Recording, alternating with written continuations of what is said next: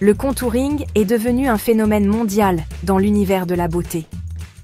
Ce n'est plus une arme secrète réservée aux maquilleurs professionnels. On peut tout obtenir des traits sculptés et définis avec les bonnes techniques. Le contouring, c'est sublimer sa beauté naturelle. C'est jouer avec les ombres et la lumière. En appliquant stratégiquement des teintes plus foncées et plus claires, vous pouvez accentuer vos meilleurs atouts. Le contouring peut affiner un nez large ou définir une mâchoire un peu effacée. Il peut même créer l'illusion de pommettes plus saillantes. Les possibilités sont infinies. La clé est de comprendre la forme de son visage et d'apprendre les techniques qui vous conviennent le mieux. N'oubliez pas, le contouring est une technique qui demande de la pratique. N'ayez pas peur d'expérimenter pour trouver ce qui vous met le plus en valeur. Avec les bons outils, les bonnes techniques et un peu de patience, vous pourrez sculpter vos traits à la perfection et obtenir un look impeccable, prêt pour les photos, à chaque fois. Avant de commencer notre aventure contouring, rassemblons les outils essentiels. D'abord et avant tout, il vous faut un bon fond de teint qui correspond parfaitement à votre carnation. Cela créera une base uniforme pour votre contour. Ensuite, investissez dans quelques teintes de correcteur.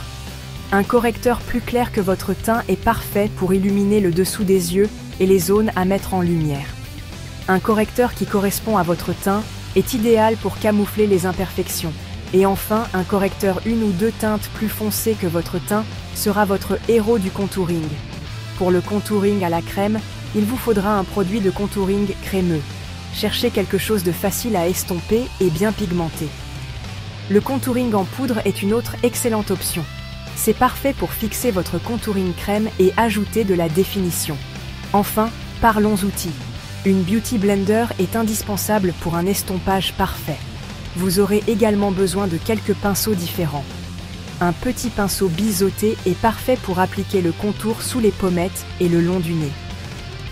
Un pinceau estompeur plus souple vous aidera à diffuser les bords et à créer un look naturel.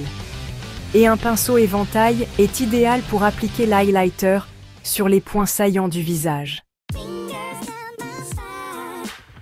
La première étape pour un contouring impeccable, c'est une peau lisse et bien préparée. Commencez par nettoyer votre visage avec un nettoyant doux pour éliminer toute trace de maquillage ou d'impureté. Ensuite, appliquez une crème hydratante légère. Une fois votre crème hydratante absorbée, place à la base de teint ou primé. Le primé crée une surface lisse pour que votre maquillage adhère bien, garantissant une meilleure tenue. Il aide également à minimiser l'apparence des pores et des ridules. Laissez la base agir pendant 1 minute ou 2 avant de passer à l'étape suivante. En prenant le temps de bien préparer votre peau, vous vous assurez que votre maquillage s'applique facilement et soit au top de sa beauté. Maintenant que votre peau est préparée et prête, il est temps d'appliquer votre fond de teint. À l'aide d'un pinceau, d'une éponge ou de vos doigts, appliquez votre fond de teint uniformément sur tout votre visage. Veillez à bien l'estomper jusqu'à la racine des cheveux et dans le cou pour un fini impeccable. La clé ici est de créer une base uniforme pour votre contouring. Il ne faut pas que votre fond de teint soit trop épais ou fasse un effet masque.